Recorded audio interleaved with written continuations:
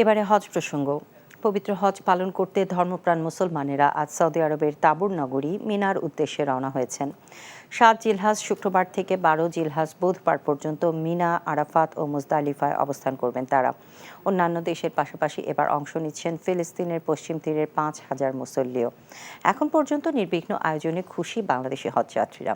কাজী ইফতেখার শুভর desk report. এখন জন্ম সনদ দিয়ে খোলো বিকাশ স্টুডেন্ট অ্যাকাউন্ট। নিজের বিকাশ নিজে কর।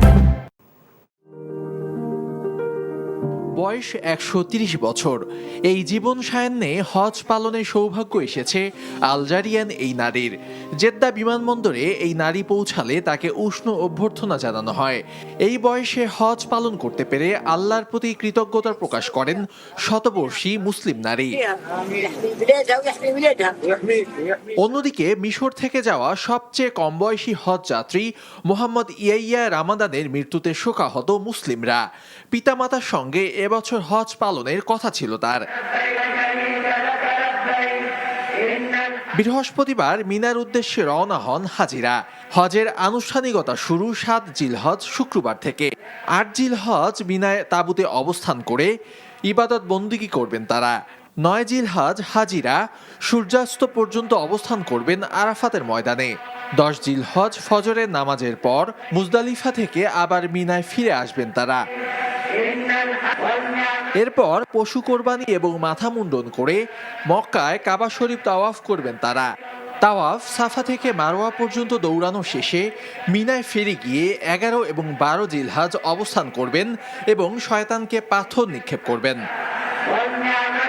পবিত্র হজ পালন করতে যাওয়া বাংলাদেশিরা এখন পর্যন্ত সার্বিক ব্যবস্থাপনায় খুশি।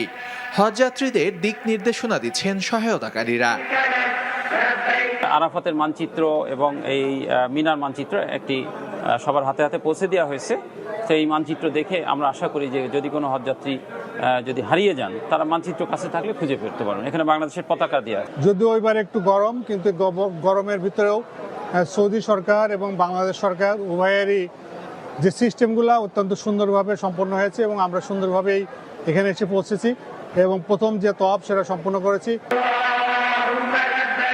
এবার বাংলাদেশ থেকে হজে গেছেন ৮৫,০০০ হজযাত্রী।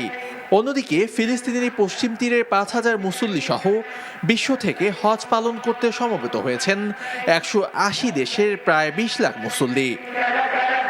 কাজী ইফতেখার শুভ, এনটিভি ইন্টারন্যাশনাল ডেস্ক। এখন জন্ম সনদ দিয়ে খোলো বিকাশ স্টুডেন্ট অ্যাকাউন্ট। নিজের বিকাশ নিজে কর।